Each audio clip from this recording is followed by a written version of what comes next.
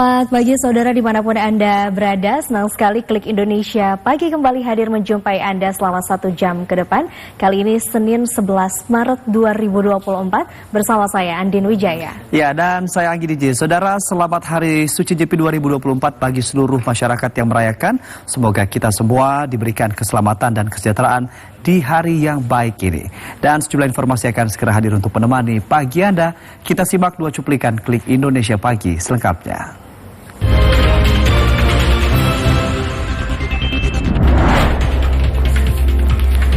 Kementerian Agama menetapkan awal bulan suci Ramadan 1445 Hijriah atau 2024 Masehi pada hari Selasa 12 Maret 2024.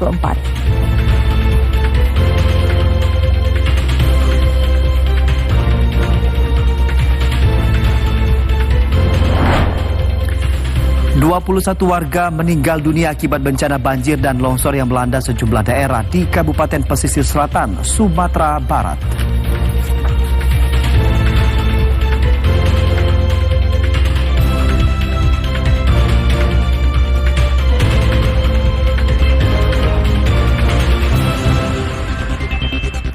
Kementerian Agama menetapkan awal bulan suci Ramadan 1445 Hijriah atau 2024 Masehi jatuh pada hari Selasa 12 Maret 2024. Penetapan itu disampaikan berdasarkan hasil keputusan sidang isbat di Kantor Pusat Kementerian Agama Jakarta. Itu tidak terpisahkan, jadi harus pada tempat yang... Kementerian Agama Republik Indonesia menetapkan 1 Ramadan 1445 Hijriah atau awal puasa Ramadan 2024 pada Selasa 12 Maret 2024. Menteri Agama Republik Indonesia Yakut Khalil Qaumas mengatakan penetapan awal Ramadan 2024 diputuskan secara bersama dalam sidang isbat pada Minggu 10 Maret 2024. Menteri Agama Yakut Khalil Qaumas mengungkapkan pada 134 titik pemantauan hilal di seluruh Indonesia, pengamat tidak dapat melihat penampakan bulan baru penanda awal bulan Hijriah. Berdasarkan hisab, posisi hilal di beberapa daerah di Indonesia sudah di atas ufuk dan tidak memenuhi kriteria MABIMS baru, serta ketiadaan laporan melihat hilal. Sidang isbat secara mufakat menetapkan bahwa 1 Ramadan 1445 Hijriah jatuh pada hari Selasa tanggal 12 Maret 2024 Masehi. Berdasarkan hisab atau perhitungan astronomis, posisi hilal seluruh Indonesia belum berada di atas ufuk sehingga bulan Sya'ban digenapkan menjadi 30 hari. Pelaksanaan sidang isbat melibatkan tim hisab dan rukyat, Kemenak, serta dihadiri para duta besar negara sahabat dan perwakilan organisasi masyarakat Ormas Islam. Sidang ini juga melibatkan perwakilan Badan Riset dan Inovasi Nasional BRIN, Badan Meteorologi, Klimatologi dan Geofisika BMKG, pimpinan Majelis Ulama Indonesia MUI, serta Komisi 8 DPR RI. Baik, barangkali itu yang dapat saya sampaikan. Sementara itu, Kementerian Agama Republik Indonesia, Majelis Ulama Indonesia, dan Dewan Perwakilan Rakyat Republik Indonesia mengingatkan seluruh masyarakat harus saling bertoleransi meski penetapan 1 Ramadan berbeda. Menteri Agama Yakut Khalil Qaumas mengungkapkan perbedaan tersebut harus dijadikan landasan untuk tetap saling menjaga toleransi antar umat Islam. Kawan sekalian, Assalamualaikum warahmatullahi wabarakatuh. Kementerian Agama Republik Indonesia, Majelis Ulama Indonesia, dan Dewan Perwakilan Rakyat mengingatkan perbedaan penentuan 1 Ramadan 1445 Hijriah adalah hal biasa. Menteri Agama Yakut Khalil Qaumas menyampaikan hasil sidang isbat bahwa 1 Ramadan 1445 Hijriah jatuh pada 12 Maret 2024. Berbeda dengan Ormas Muhammadiyah yang akan melaksanakan ibadah puasa mulai Senin 11 Maret 2024. Menak menyampaikan perbedaan penetapan tanggal adalah hal yang lumrah. Perbedaan tersebut harus dijadikan landasan untuk tetap saling menjaga toleransi antar umat Islam. Saat ini kita ketahui bahwa ada beberapa perbedaan dan itu lumrah saja. Namun kita harus tetap saling menghormati dan menjunjung tinggi nilai-nilai toleransi sehingga tercipta suasana yang kondusif. Dalam kesempatan yang sama, Ketua Umum MUI, Kiai Haji Anwar Iskandar dan Ketua Komisi 8 DPR, Ashabul Kahfi juga mengingatkan pentingnya menjaga toleransi meski berbeda dalam penetapan 1 Ramadan 1445 Hijriah. Marilah kita bersama-sama hendaknya saling menghormati tentang perbedaan itu. Allah menyatakan wala yazaluna mukhtalifin lamma rahimar rabbi. Manusia itu akan senantiasa berselisih. Nabi mengatakan bahwa ikhtilafu ummati rahmah, bahwa ikhtilaf kita ini adalah rahmah bagi kita. Oleh sebab itulah maka kita harus saling menghormati, saling menghargai antara yang satu dengan yang lain. Sementara Ketua Komisi 8 DPR RI, Ashabul Kahfi, mengingatkan untuk tetap saling menghormati meski ada perbedaan pendapat dan menjaga semangat ibadah puasa walaupun berbeda tanggal memulainya. Menanggapi adanya perbedaan penetapan awal Ramadan di masyarakat, Menak menyatakan ini merupakan hal yang wajar dan jangan sampai mengganggu ukhuwah atau persaudaraan. Umat Hindu di Bali akan menjalani Hari Raya Nyepi Tahun Baru Saka 1946 dalam suasana hening mulai hari ini. Pelaksanaan Nyepi tahun ini berdekatan dengan awal puasa Ramadan 1445 Hijriah. Selama satu hari, Senin 11 Maret 2024 pagi hingga Selasa 12 Maret 2024 pagi, sebagian besar masyarakat Bali akan menjalani Hari Raya Nyepi Tahun Baru Saka 1946. Sementara umat Islam yang akan menjalani salat tarawih puasa Ramadan bisa melaksanakan ibadah di masjid atau musola terdekat dari rumah. Pelaksanaan Nyepi tahun ini berdekatan dengan awal puasa Ramadan 1445 Hijriah. Sekretaris Majelis Ulama Indonesia atau MUI Bali, Ismoyo Sumarlan, mengimbau umat Islam menjalankan sholat tarawih di rumah saat nyepi. Namun jika akan sholat di masjid atau musola, disarankan memilih tempat terdekat dari rumah yang bisa ditempuh dengan berjalan kaki. Ismoyo menyatakan MUI Bali sejalan dengan sikap Forum Umat Beragama atau FKUB terkait pelaksanaan Hari Raya Nyepi Tahun Baru Saka 1946, termasuk mengenai pelaksanaan sholat tarawih bulan puasa Ramadan saat nyepi di Bali. Pelaksanaan sholat tarawih di rumah ibadah tidak menggunakan pengeras suara dan membatasi lampu penerangan. Wali Kota Denpasar I Gusti Ngurah Jayanegara mengatakan pihaknya sudah berkoordinasi dengan FKUB, Parisada Hindu Dharma Indonesia FHDI, MUI, serta Majelis Desa Adat atau MDA Kota Denpasar mengenai pelaksanaan ibadah awal bulan Ramadan yang berdekatan dengan Hari Raya Nyepi. Hal itu berkaitan dengan pelaksanaan catur berata penyepian selama nyepi. Wali Kota Denpasar menilai pelaksanaan ibadah yang berdekatan bahkan bersamaan waktunya sudah pernah dialami warga di Kota Denpasar dan setiap umat sudah saling memahaminya.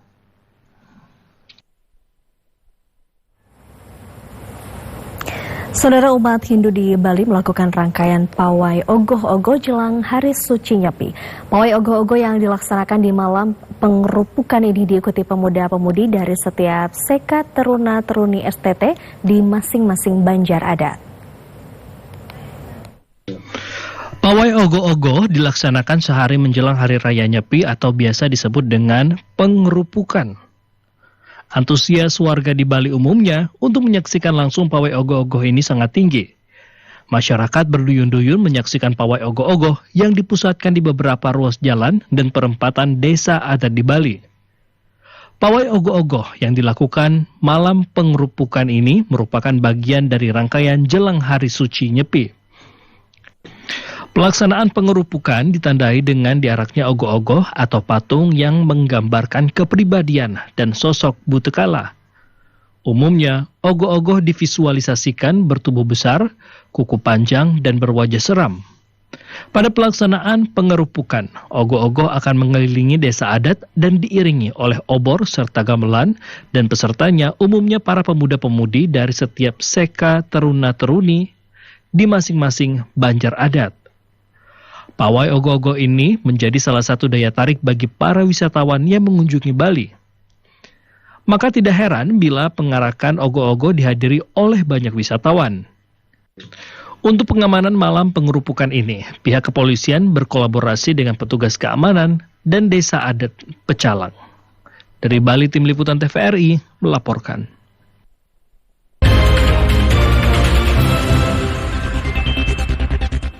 Kita beralih ke informasi lain. Saudara, 21 warga meninggal dunia akibat bencana banjir dan longsor yang melanda sejumlah daerah di Kabupaten Pesisir Selatan, Sumatera Barat.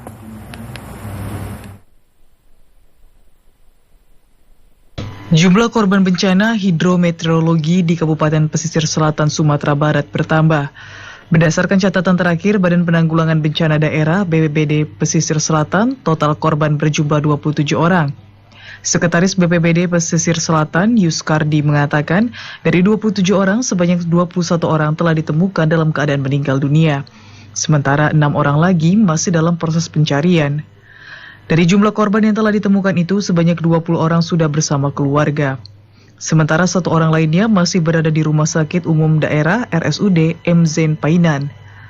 Yuskardi menjelaskan 27 korban ini berasal dari lokasi yang berbeda yang tersebar di 6 kecamatan. Di Tarusan misalnya, terdapat 11 orang yang merupakan pengendara yang terseret arus banjir bandang di daerah Barung-Barung, Balantai pada Jumat 8 Maret. Dari jumlah tersebut, 9 orang telah ditemukan sementara 2 orang masih dalam pencarian. Di Kampung Langgai, Kenagarian Rawang Mudiak Utara, Suranti, Kecamatan Sutra, terdapat 10 korban yang merupakan penghuni 14 rumah yang tertimpa longsor pada Kamis 7 Maret. 7 orang sudah ditemukan, sementara 3 masih dalam pencarian. Selanjutnya, 3 orang ditemukan meninggal terseret arus banjir di Kenagarian 4, Kotohili, Kecamatan Batang Kapas.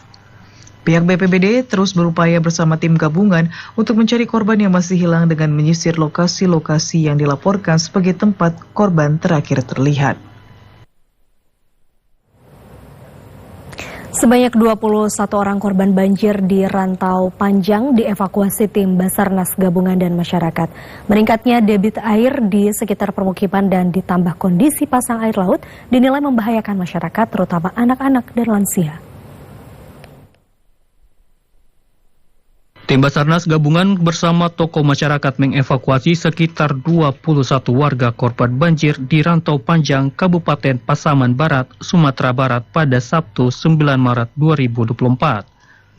Korban banjir yang dievakuasi sebagian besar merupakan anak-anak dan lansia.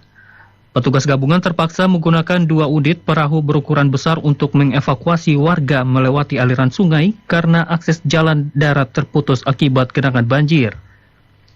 Evakuasi dilakukan karena genangan air di rumah warga semakin tinggi dampak meluapnya air sungai Batang Pasaman.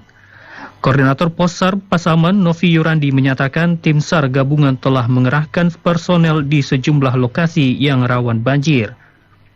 Novi Yurandi menyatakan sebagian besar rumah korban yang dievakuasi terendam banjir mencapai 1 meter. Baik, dapat kami laporkan untuk evakuasi dari kemarin. Kami mengevakuasi di Kampung Nelayan, Jurong Pondok. Itu ada 4 orang warga lansia. Sudah kami evakuasi ke Jurong Pondok. Dan siang ini bersama dengan BPBD dan juga Nagari dan relawan-relawan lainnya mengevakuasi 21 warga di Rantau Panjang. Tim Basarnas terus siaga dan memberikan pertolongan, terutama mengevakuasi korban yang terjebak banjir yang terjadi di beberapa lokasi di Kabupaten Pasaman Barat, Sumatera Barat. Dari Kabupaten Pasaman Barat, Andika Adisa Putra, TVRI, Sumatera Barat. Ya, saudara, sementara itu dari Jawa Timur, hujan deras yang mengguyur kawasan Gunung Bromo menyebabkan ribuan rumah di Kecamatan Dringu, Kabupaten Probolinggo terendam banjir. Warga mengaku banjir yang melanda desa Kedung Dalem ini adalah yang terparah dalam musim penghujan kali ini. Seperti inilah kondisi tembok makam yang berada di desa Kedung Dalem, Kecamatan Dringu, Kabupaten Probolinggo. Tembok makam sepanjang 20 meter yang berada di pinggir jalan ini ambrol setelah diterjang banjir. Air bah kemudian masuk ke pemukiman warga sekitar hingga menenggelamkan semua perabotan rumah tangga, tidak tanggung-tanggung dari 1 meter. Warga mengaku banjir yang melanda desa Kedung Dalem ini adalah yang terparah dalam musim penghujan kali ini. Banjir serupa juga pernah melanda desa ini pada 2021 silam. Banjir berhulu dari kawasan Gunung Bromo, kemudian mengalir lewat sungai Kedung Galeng, dan menerjang akhirnya semua permukiman warga di daerah hilir. Datangnya secara tiba-tiba ini, Pak. Jadi kami tidak berpikir apa, yang penting nyawa yang utama itu Pak. Kalau masalah barang-barang sudah kami pikirkan, memang tidak nututi sudah Pak. Semua barang sudah tidak bisa diselamatkan. Ya alhamdulillah dari keluarga kami sendiri dan tetangga sekitar sini, alhamdulillah tidak ada korban gitu. Badan Penanggulangan Bencana Daerah Kabupaten Probolinggo menyebut ada 3 desa yang terdampak banjir kiriman dari kawasan Gunung Bromo. Di antaranya Desa Kedung Dalem, Desa Kalisalam, dan Desa Deringu Kecamatan Deringu Kabupaten Probolinggo. Selain itu, banjir juga melanda sejumlah desa di Kecamatan Pakuniran dan Kecamatan Tongas Kabupaten Probolinggo. BPBD bekerja sama dengan Dinas Sosial untuk mendirikan dapur umum di kantor Kecamatan Deringu. Sebenarnya kan kalau banjir itu sebelum air datang ke muara itu harus ada apa? Harus ada waduk, kita penampung lah. Kita mencoba daerah yang di atas nanti mana ada lahan-lahannya. Kita akan konsep lah. Jadi teman-teman dari PU atau Pertim yang mengalami UBD, mana ada lahan yang bisa kita untuk menampung air sementara sebelum terjun ke Deringu. Kenapa? Di saat banjir melanda akan bisa setel itu nanti. Pemerintah Kabupaten Probolinggo mengimbau warga tetap waspada terhadap banjir susulan, mengingat curah hujan di kawasan Gunung Bromo dan Argopuro masih tinggi. Dari Probolinggo, Puji Anugrah, TVRI melaporkan. Teknisi pesawat kargo SNE PC-6 Pilatus milik maskapai Smart Air yang hilang kontak sejak Jumat lalu ditemukan dalam kondisi tewas. Sedangkan pilot pesawat mengalami luka. Keduanya berhasil dievakuasi dan dibawa dengan menggunakan heli Karakal ke Tarakan melalui Lanud Anang Busra. Proses evakuasi 2 orang kru pesawat kargo SNE PC-6 Pilatus Smart Air yang sebelumnya dinyatakan hilang kontak di area Biwang, Krayan, Nunukan, Kalimantan Utara, akhirnya berhasil dilakukan tim SAR. Proses evakuasi yang dilakukan sejak Minggu pagi hingga sore berjalan mulus dengan personel SAR dengan dibantu pesawat heli Karakal milik TNI Angkatan Udara. Pesawat heli Karakal yang membawa 2 kru pesawat pun tiba di Lanud Anang Busra pada Minggu sore sekitar pukul 17:22 waktu Indonesia Tengah. Komandan Lanud Anang Busra Tarakan, Kolonel Penerbang Bambang Sudewo mengungkapkan 2 kru pesawat kargo dapat dievakuasi ke Tarakan. Namun pada saat ditemukan, salah seorang kru pesawat yakni teknisi bernama Denny telah meninggal dunia.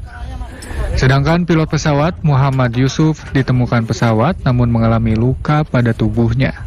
2 orang kru dari Papa Kilo Sierra November Echo milik Smart Air, walaupun dalam kondisi yang satu kami nyatakan meninggal, ya, untuk teknisi dan pilot kami nyatakan masih dalam kondisi hidup dan saat ini melaksanakan perawatan.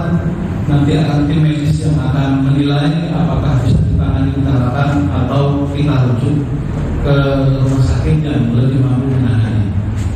Sementara itu, korban meninggal maupun sang pilot yang mengalami luka langsung dibawa ke Rumah Sakit Umum Daerah Dr. Yusuf SK.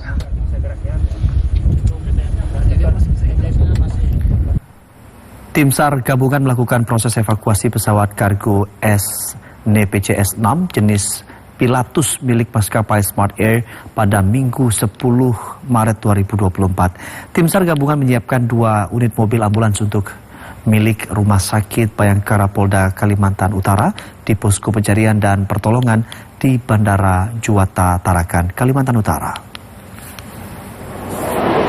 Tim SAR bersiaga dengan mempersiapkan sarana evakuasi bagi kru pesawat di posko pencarian di halaman kantor Bandara Juwata Tarakan, Kalimantan Utara. 2 unit mobil ambulans dari Rumah Sakit Bayangkara Polda Kaltara dan ambulans PMI Tarakan disiagakan. Proses evakuasi terhadap 2 kru pesawat kargo Pilatus dilakukan tim SAR gabungan dengan menggunakan helibel dan juga dibantu pesawat Boeing 737 jenis pengintai signal. Kepala Basarnas Tarakan Syahril mengatakan setelah dilakukan pencarian di titik lokasi hilangnya pesawat pada Sabtu 9 Maret pukul 17.21 WITA, ditemukan titik lokasi pesawat kargo tersebut di area hutan lebat di kawasan Binuang, Krayan, Nunukan, Kalimantan Utara. Tim SAR di Posko Bandara Juwata Tarakan masih menunggu hasil proses evakuasi. Penemuan puing-puing yang diduga dari bagian daripada pesawat 9 November Eko ditemukan pada koordinat 03 derajat 43 menit 27.60 detik knot 115 derajat 56 menit 32.40 detik is. Dan tadi setelah dilakukan beberapa putaran atau beberapa searching dari udara, dipastikan bahwa benar itu yang disampaikan tadi sama Danalo, bahwa objek tersebut merupakan dari puing-puing dari pesawat Sierra November yang tadi. Proses pencarian dimulai pukul 8.30 WITA oleh tim SAR gabungan dengan lokasi evakuasi memiliki ketinggian kurang lebih 6.000 kaki dengan koordinat 3 derajat. TNI Angkatan Laut berhasil menggagalkan penyelundupan 70 kg sabu-sabu di Bakauheni, Lampung Selatan, Provinsi Lampung. Selain barang bukti 70 kg sabu-sabu, aparat juga berhasil menangkap 3 tersangka. Kronologis bermula ketika pada Minggu pagi, anggota BKO Lana Lampung Pam Ovid bersama anggota KSKP Kepolisian Bakauheni menghentikan 2 kendaraan minibus berwarna putih dan hitam yang akan memasuki pelabuhan penyeberangan Bakauheni untuk. Setelah dilaksanakan pemeriksaan, ditemukan diduga narkotika jenis sabu dengan jumlah lebih kurang 70 kg di mobil minibus putih. Selanjutnya, anggota BKO Lana Lampung dibantu anggota KSKP melaksanakan penangkapan terhadap 3 terduga tersangka, yaitu IA, RY, dan SR yang seluruhnya berasal dari Aceh. Selanjutnya, terduga tersangka berikut barang bukti dibawa ke kantor KSKP Bakauheni. Dari kantor KSKP Bakauheni, selanjutnya tim dari Bareskrim Mabes Polri membawa tersangka dan barang bukti sabu-sabu dan 2 unit kendaraan Innova ke Jakarta untuk dilaksanakan pengembangan lebih lanjut. Sejumlah informasi penting lainnya masih akan hadir sesaat lagi. Tetaplah bersama kami di Klik Indonesia Pagi.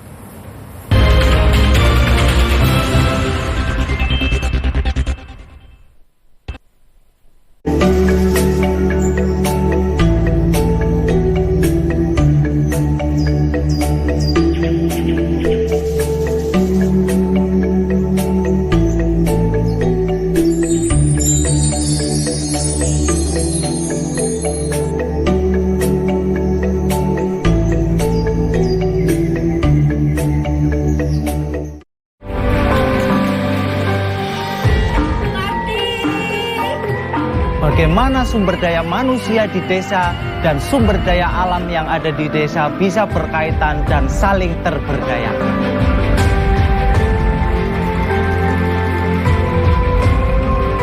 Budaya adiluhung bangsa Indonesia tidak boleh hilang di telan peradaban.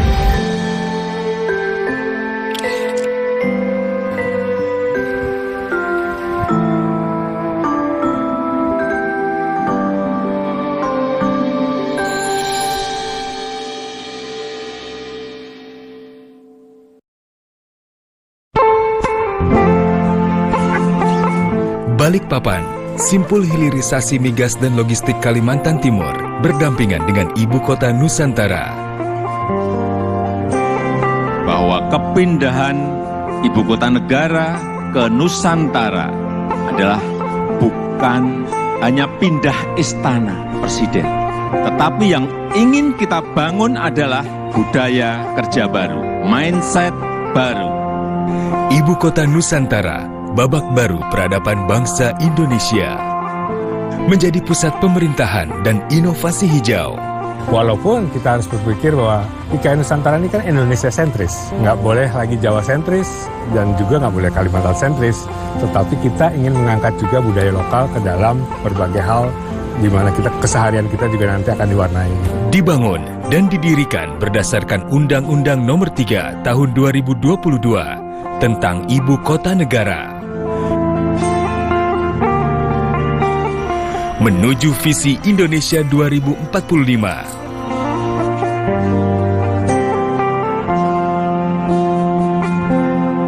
Kota dunia untuk semua.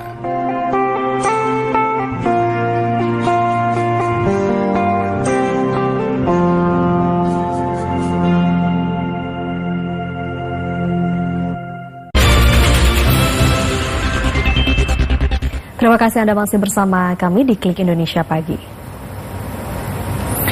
Komisi Pemilihan Umum Republik Indonesia meminta masyarakat turut aktif mengawal proses rekapitulasi manual hasil suara pemilu 2024. Komisioner KPU RI Agus Melas meminta masyarakat untuk mengawal proses rekapitulasi manual hasil suara pemilu 2024.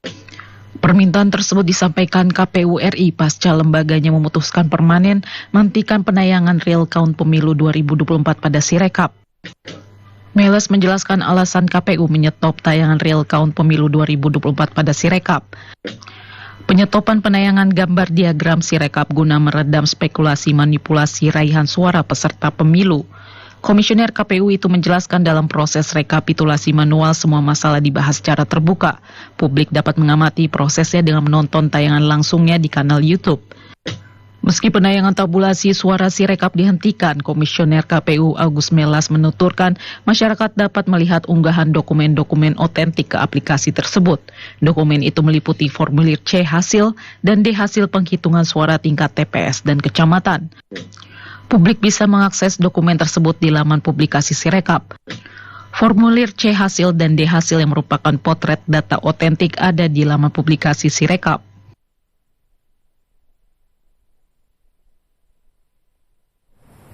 Perolehan suara Partai Persatuan Pembangunan dalam Pemilu 2024 turun bila dibandingkan dengan Pemilu 2019. Partai berlambang Ka'bah itu telah membentuk tim khusus untuk memastikan suara-suara yang hilang bisa kembali. Ketua Tim Pemenangan Partai Persatuan Pembangunan Sandiaga Uno melakukan kunjungan ke Magelang, Jawa Tengah dengan menghadiri program inkubasi bagi pelaku UMKM di Jamur, Borobudur, Jawa Tengah. Menurutnya, pencapaian suara Partai Berlambang Ka'bah itu di pemilu 2024 lebih dari 4%, dan ini sudah sesuai target Partai Persatuan Pembangunan. Meski demikian, P3 telah membentuk tim khusus untuk menyelidiki hilangnya suara partai yang menyebabkan penurunan suara dalam pemilu ini. Selain membentuk tim khusus, Partai Persatuan Pembangunan juga telah menyiapkan argumentasi dan bukti jika masalah ini harus sampai ke Mahkamah Konstitusi. Dari segi keseluruhan capaian P3 di atas 4% ini sudah sesuai target, di atas target karena kita mengalami banyak sekali tantangan. Pertama, tantangan dari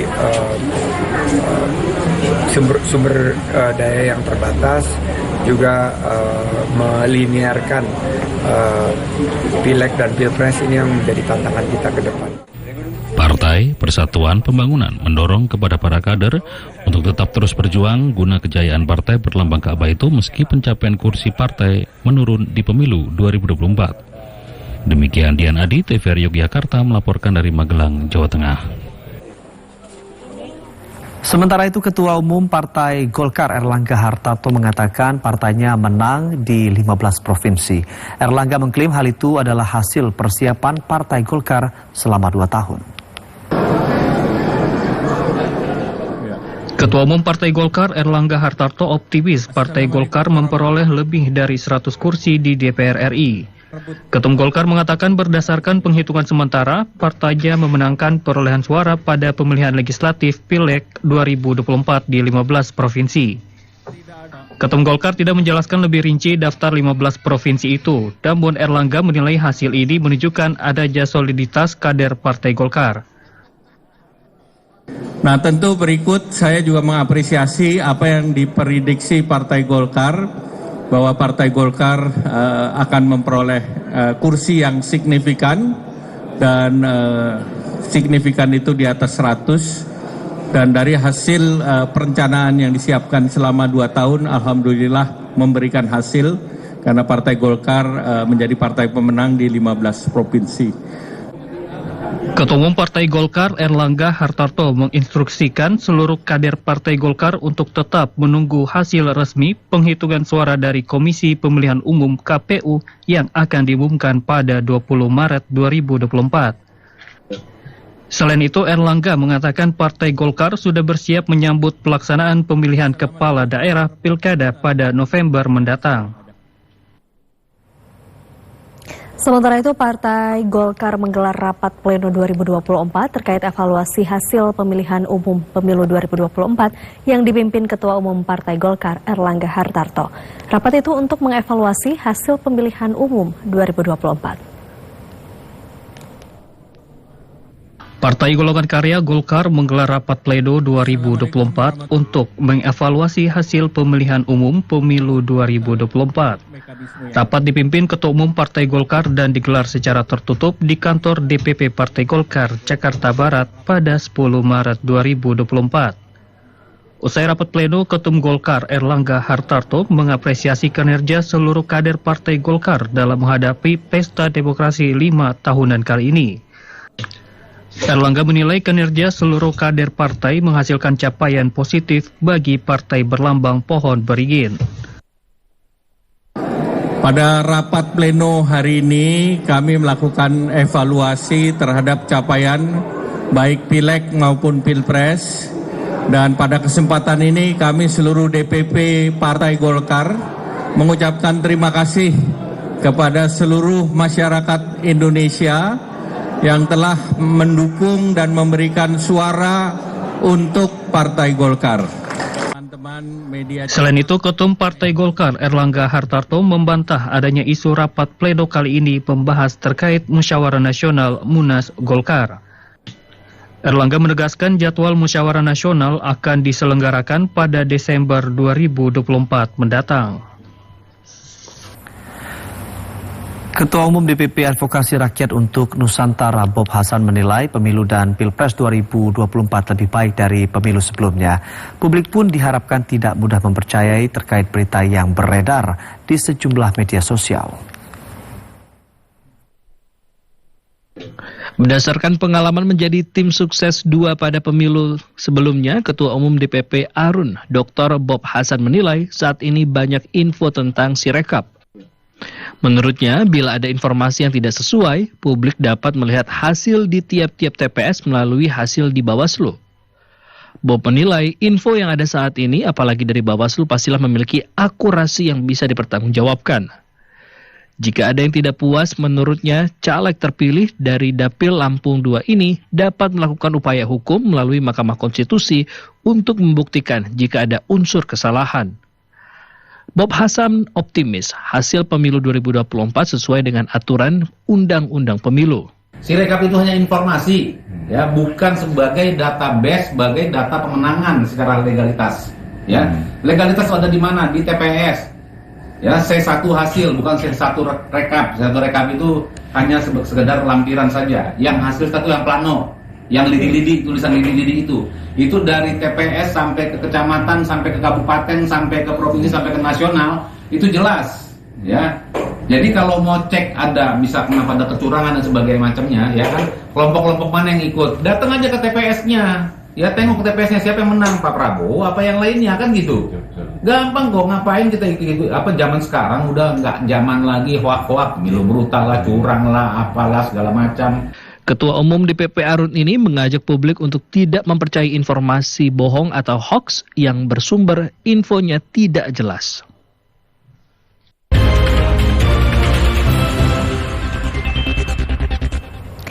Masyarakat Indonesia pasti mengenal sosok penjahit bendera merah putih, bendera yang dikibarkan ketika pembacaan teks proklamasi kemerdekaan Republik Indonesia. Beliau adalah Fatmawati, yang merupakan istri dari Presiden Republik Indonesia pertama, yaitu Insinyur Soekarno.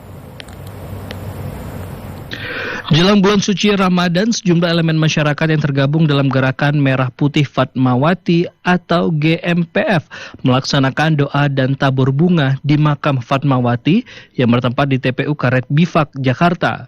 Fatmawati dikenal sebagai tokoh pahlawan nasional bangsa, yaitu penjahit bendera pusaka Merah Putih pertama. Selain itu, momen bulan Ramadan diharapkan dapat menjadikan semua masyarakat hidup damai dan terwujudnya keadilan sosial bagi seluruh rakyat Indonesia yang sesuai dengan cita-cita luhur para pahlawan nasional, khususnya Ibu Fatmawati. Hal itu disampaikan oleh Ketua Umum GMPF, Hildawati Maulana, di sela-sela acara syukuran menyambut bulan suci Ramadan yang diselenggarakan di Cinere, Depok, Jawa Barat.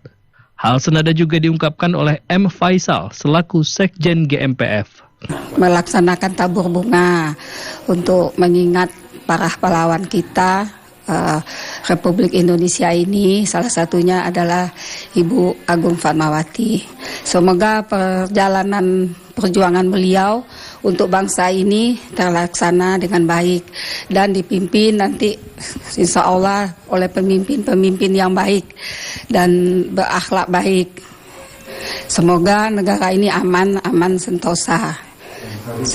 Dan hari ini kami menyambut bulan suci Ramadan, bersyukur. Kegiatan pelaksanaan tabur bunga yang kita laksanakan di makam Ibu Fatmawati juga dalam rangka memperingati Hari Perempuan Internasional. Tadi disampaikan oleh Ibu Ketum bahwa Fatmawati adalah satu tokoh nasional bangsa Indonesia, seorang perempuan yang gigih tentunya, yang telah berjuang mendampingi Pak Soekarno dalam rangka memerdekakan kemerdekaan Indonesia dan juga sebagai penjahit bendera Sangsaka Merah Putih. Fatmawati merupakan putri dari pasangan Hasanuddin dan Khadijah. Beliau lahir di Bengkulu pada tanggal 5 Februari 1923. Fatmawati adalah istri Presiden pertama Republik Indonesia, Insinyur Soekarno. Fatmawati dikenang karena memiliki visi dan misi jauh ke depan demi negara kesatuan Republik Indonesia. Ya, saudara, jelang bulan suci Ramadan, sejumlah tempat pemakaman umum ramai dikunjungi oleh para peziarah dan salah satunya di TPU Muslim Bombo Layang, Kelurahan Taweli, Kecamatan Bolan, Kabupaten Toli-Toli.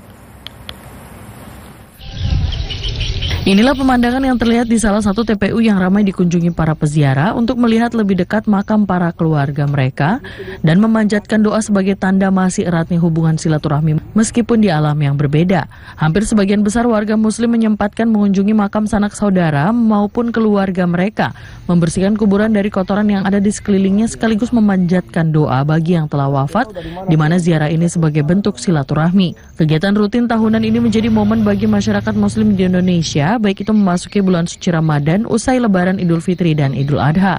Bahkan pedagang bunga musiman di area pemakaman memanfaatkan waktu tersebut untuk menjajakannya kepada para peziarah yang ingin membeli. Di sisi lain, seiring berjalannya waktu, TPU terbesar di Kabupaten Toli-Toli ini saat ini tidak memungkinkan lagi untuk dilakukan pemakaman. Belum lagi lokasi TPU yang terbilang dekat yang berada di pinggiran kota menjadi salah satu penyebab pemakaman menjadi menumpuk. Dari Toli-Toli, Muhammad Sabran, kontributor TVRI Sulawesi Tengah melaporkan. Sejumlah informasi lainnya akan kami hadirkan usai jeda berikut ini. Tetaplah bersama Klik Indonesia Pagi, TVRI.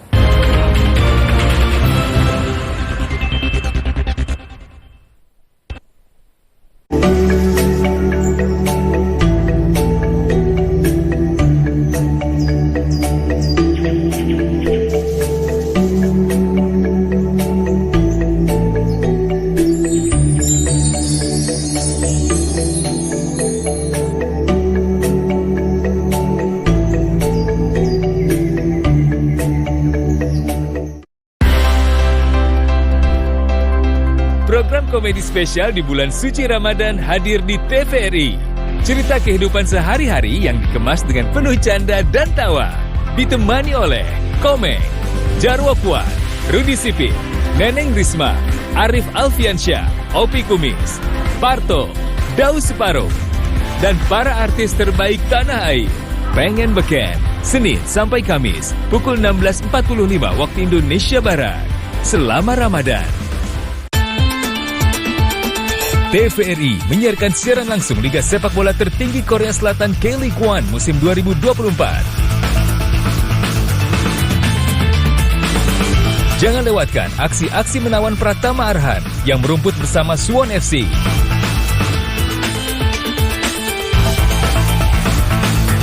Live K-League One 2024 mulai 1 Maret hanya di TVRI Sport. Menjelajahi keindahan alam, keunikan seni dan budaya, serta keragaman kuliner dari berbagai penjuru Nusantara.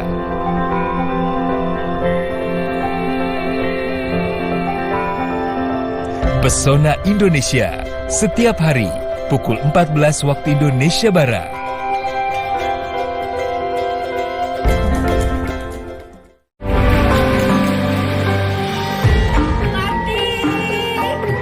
Bagaimana sumber daya manusia di desa dan sumber daya alam yang ada di desa bisa berkaitan dan saling terberdayakan.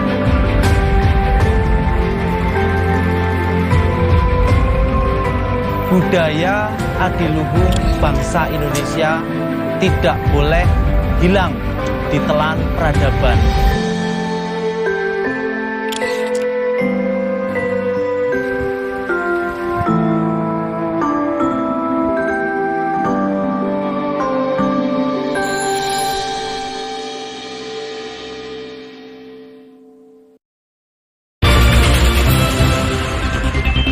Terima kasih Anda kembali bersama kami Klik Indonesia Pagi TVRI.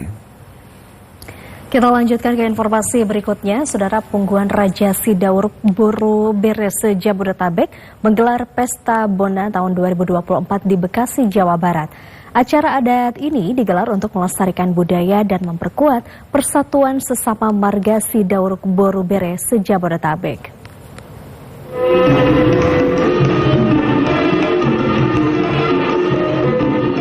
Punggungan Marga Raja Sidauruk Buru Bere menggelar Pesta Bona Tahun 2024 di Bekasi, Jawa Barat. Pesta Bona Tahun biasa digelar pada 3 bulan pertama setiap tahun yang baru. Acara adat ini dilakukan sebagai bentuk penyambutan tahun baru dalam tradisi Batak. Ketua Umum Punggungan Raja Sidauruk se-Jabodetabek, Sangap Sidauruk, menyatakan pesta ini digelar untuk melestarikan budaya dan memperkuat persatuan suku Batak, khususnya marga Raja Sidauruk Buru Bere. Selain mempererat silaturahmi antar marga Raja Sidauruk Buru Bere, merupakan momentum untuk berkumpul dan mempersatukan masyarakat Batak, khususnya marga Raja Sidauruk Buru Bere. Perlu satu wadah untuk pemersatu kita di perantauan ini, yang disebut dengan Punggungan. Punggungan itu sekarang mengadakan Pesta Bona Tahun sebagai ucapan syukur bahwa kita boleh melewati tahun-tahun yang lalu, kemudian bisa ke depan. Nah, dalam hal ini kita mau mempererat silaturahmi kita, mempererat tali persaudaraan kita, sehingga kita boleh menjadi satu dalam hal suka maupun duka. Kami juga ingin supaya Sidauruk itu lebih bersatu, lebih mengingat satu sama lain, jadi saling membantu satu sama lain. Nah, itulah yang kami harapkan, dan tentunya dari segi adat untuk lebih ditingkatkan, lebih menyadari untuk anak cucu, sehingga berguna selalu untuk anak cucu dari Bona Tahun ini. Demikian yang kami laksanakan. Tari Tortor menambah kemeriahan Pesta Bona Tahun 2024 marga Raja Sidauruk Buru Bere. Pesta Bona Tahun sering kali menjadi ajang reuni dan nostalgia bagi mereka yang jarang berjumpa. Selain itu, Bona Tahun juga menjadi wadah untuk menegaskan identitas kebatakan. Saudara, Menteri Pariwisata dan Ekonomi Kreatif atau Menparekraf Sandiaga Salahuddin Uno resmi meluncurkan Anugerah Desa Wisata Indonesia atau ADWI 2024. Kuliner. Menteri Pariwisata dan Ekonomi Kreatif Menparekraf Sandiaga Uno resmi meluncurkan Anugerah Desa Wisata Indonesia atau ADWI 2024. Sandiaga Uno menyatakan Anugerah Desa Wisata Indonesia 2024 sebagai program unggulan yang memberikan penghargaan dan apresiasi kepada para penggerak sektor pariwisata dalam upaya mempercepat pembangunan desa, mendorong transformasi sosial, budaya, dan ekonomi desa.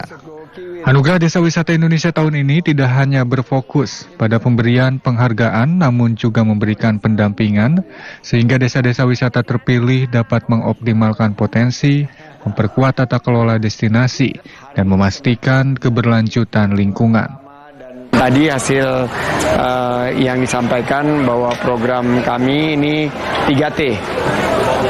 Bukan 3T turun ini ya, LHKPN, tapi 3T, tepat sasaran, tepat manfaat, dan tepat waktu. Tepat manfaat, tepat sasaran, dan tepat waktu yang kita harapkan bisa langsung dirasakan oleh masyarakat. Sehingga terciptalah peluang usaha dan lapangan kerja untuk peningkatan kesejahteraan masyarakat. Menparekraf Sandiaga Uno mengatakan pemilihan desa wisata sebagai lokasi peluncuran Anugerah Desa Wisata Indonesia 2024 diharapkan memberi dampak pada masyarakat atas keberadaan desa wisata. Selain itu, Menteri Pariwisata dan Ekonomi Kreatif, Kepala Badan Pariwisata dan Ekonomi Kreatif Republik Indonesia, Sandiaga Salahuddin Uno, mendorong peserta program inkubasi kuliner di destinasi wisata super prioritas Borobudur untuk terus melakukan inovasi. Upaya ini dilakukan guna meningkatkan kualitas produk sehingga dapat naik kelas dengan menyasar pasar global. Saya juga. Iya, kan anak saya juga sama. Menteri Pariwisata dan Ekonomi Kreatif, Kepala Badan Pariwisata dan Ekonomi Kreatif Republik Indonesia, Sandiaga Salahuddin Uno, menghadiri temu sapa peserta inkubasi kuliner Borobudur di Jamur Borobudur, Magelang, Jawa Tengah. Menurutnya, dari 3 subsektor ekonomi kreatif penyumbang PDB nasional, kuliner masih berada di posisi ketiga setelah kria dan fashion. Karena itu, melalui program inkubasi kuliner ini, pemerintah Republik Indonesia mendorong subsektor kuliner, khususnya produk dari peserta inkubasi ini, untuk dapat masuk ke dalam ekosistem ekspor. Hal ini karena potensi subsektor kuliner Indonesia sangat tinggi, baik dari konsumsi dalam negeri maupun luar negeri. Badan Pusat Statistik mencatat kontribusi industri kuliner mencapai 34% terhadap PDB tahun 2023. Sementara di sisi konsumsi luar negeri, salah satu yang terbesar adalah pasar haji dan umroh yang nilainya diperkirakan mencapai lebih dari 65 triliun rupiah. Terlebih, subsektor kuliner ini juga memiliki banyak peluang penjualan saat Ramadan dan Lebaran. Mereka ini bisa jadi agen-agen penguat ekspor kami, terutama dalam rangka peningkatan ekspor produk kuliner yang kita harapkan bisa menambah dari jumlah sekarang sekitar 28 miliar dolar.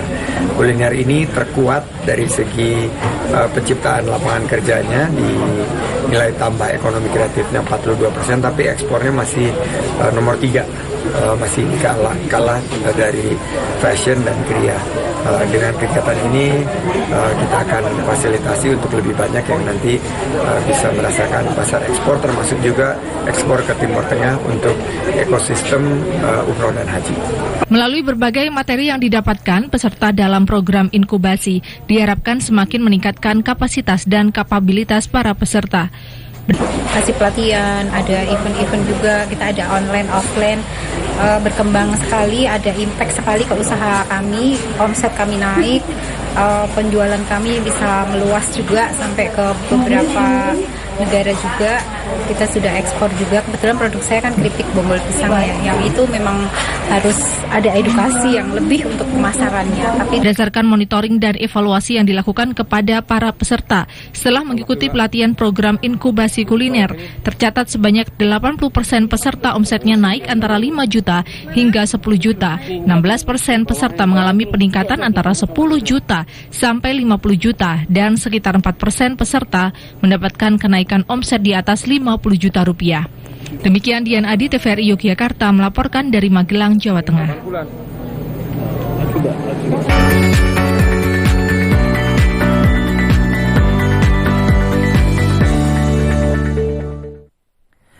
Kita beralih ke sorotan lain. Saudara, serangan udara Israel di Gaza tewaskan 9 warga Palestina termasuk anak-anak. Ribuan warga Israel memprotes pemerintahan Netanyahu dan Rusia mencegah bom udara Ukraina. Informasi selengkapnya kami rangkum dalam segmen Kilas Internasional berikut ini.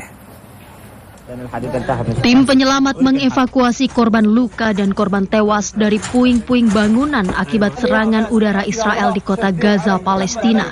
Pertahanan sipil Palestina menyatakan serangan udara Israel menghantam bangunan perumahan di Jalan Al-Jala, kota Gaza pada Sabtu waktu setempat. Tim penyelamat menemukan 9 jenazah yang tewas dalam serangan udara tersebut, termasuk anak-anak dan beberapa lainnya terluka. Sementara itu sedikitnya 1 warga Palestina tewas dan 3 lainnya luka-luka setelah serangan udara Israel menghantam kendaraan di Rafah hari ini. Warga Palestina berkumpul di sekitar bangkai kendaraan dan pakaian berlumuran darah terlihat di tanah. Salah satu saksi mata, Reim Hamaid, menuturkan ia khawatir hanya masalah waktu sebelum mereka semua tewas.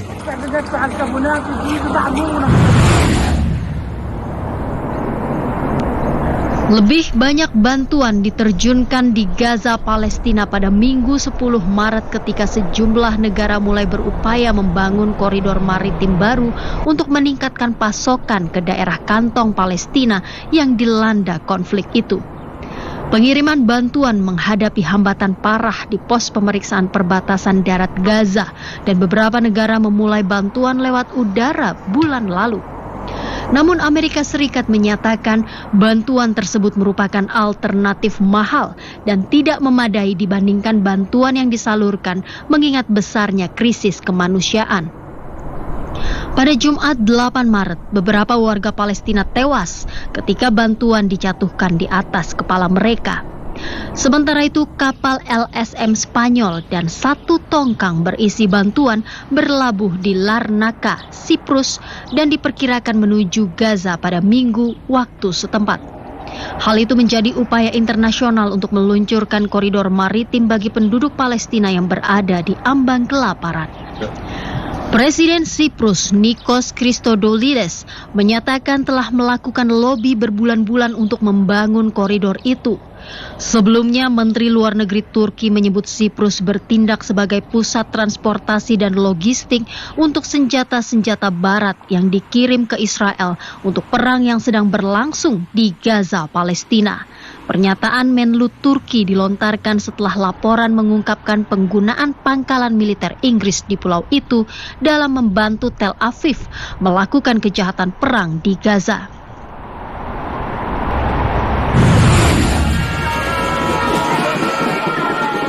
Polisi Israel dan pengunjuk rasa anti pemerintah bentrok di Tel Aviv. Pengunjuk rasa marah atas cara pemerintah Israel menangani perang di Gaza. Ribuan warga Israel mengikuti 2 aksi demonstrasi mingguan. Pada protes anti pemerintah, beberapa demonstran memblokir jalan raya dan diseret oleh polisi. Perkelahian terjadi ketika polisi membersihkan jalan raya Tel Aviv dari pengunjuk rasa anti pemerintah. Bentrokan pecah ketika polisi Israel menggunakan meriam air dan petugas berkuda untuk membubarkan massa yang memblokir jalan raya utama kota Tel Aviv. Para pengunjuk rasa menyerukan gencatan senjata segera dalam perang yang sedang berlangsung antara militer Israel dan pejuang Palestina Hamas. 2 aksi unjuk rasa digelar di Tel Aviv dipimpin oleh keluarga sandera yang menyerukan pembebasan orang yang mereka cintai.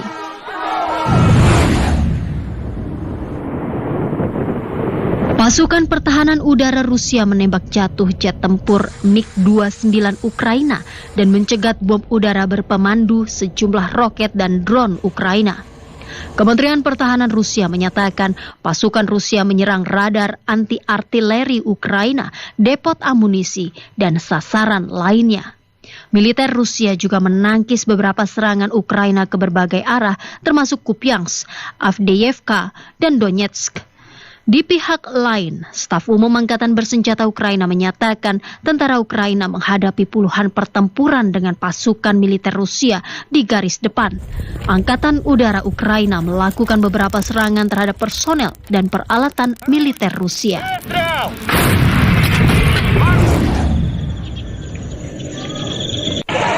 Hujan deras selama berhari-hari memicu banjir dan tanah longsor di Provinsi Sumatera Barat, mengakibatkan sedikitnya 19 orang tewas, 7 hilang, dan memaksa lebih dari 70.000 orang dievakuasi.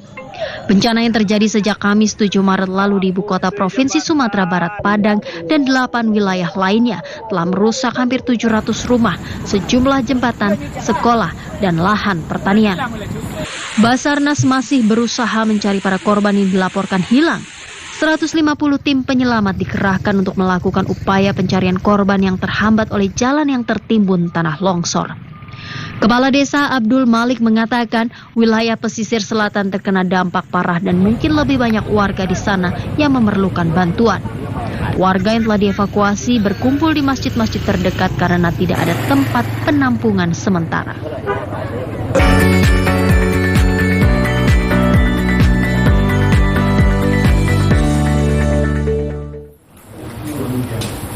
Informasi tadi sekaligus menutup perjumpaan kita di Klik Indonesia pagi kali ini. Akhirnya saya Andin Wijaya. Ya, dan saya Anggi DJ beserta kerabat kerja yang bertugas pamit undur diri. Selamat Hari Raya Nyepi bagi yang merayakan. Selamat pagi dan sampai jumpa.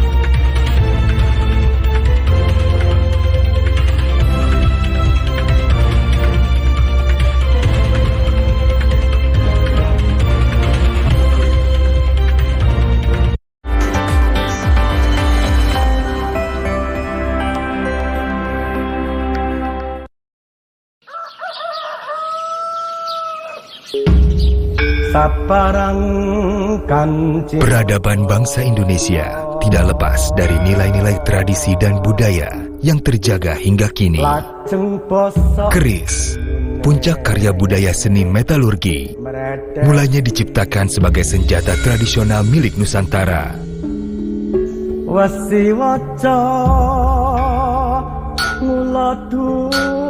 Keris, syarat makna dan nilai yang senantiasa hadir dalam setiap fase daur hidup. Lipatan besi yang ditempa hingga membentuk lekukan yang eksotik, kuat, tajam, nan indah. Dan bukan semata berkelok-kelok, namun sebagai perwujudan ruang kosmis sembahyang. Bilah dan konjonya menunjukkan rasa mendalam hubungan antar manusia dengan Tuhan. Kanggene marang Progusti. UNESCO resmi menobatkan keris sebagai warisan budaya tak benda pada November 2005. Keris, mahakarya budaya warisan dunia. TVRI turut serta melestarikan kekayaan budaya bangsa. Warisan tidak selalu berupa harta ataupun benda. Melalui kerja keras, ketelitian, dan ketekunan, lahirlah mahakarya budaya terbaik kebanggaan bangsa.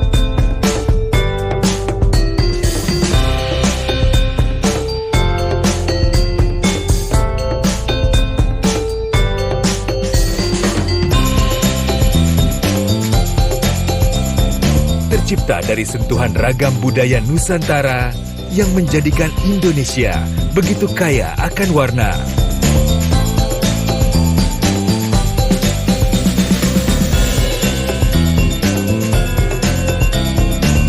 Cintai mahakarya Indonesia.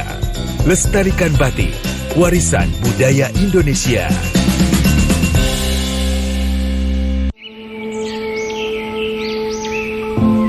Taman Nasional Tanjung Puting. Disinilah lokasi kami tinggal dan hidup. Hutan hujan tropis di Kalimantan adalah rumah bagi kami, orang utan. Orangutan inilah yang satu-satunya peninggalan nenek moyang kita, dan sangat disayangkan apabila kita tidak melindungi dan mengetahui apa sih orangutan itu. Kita harus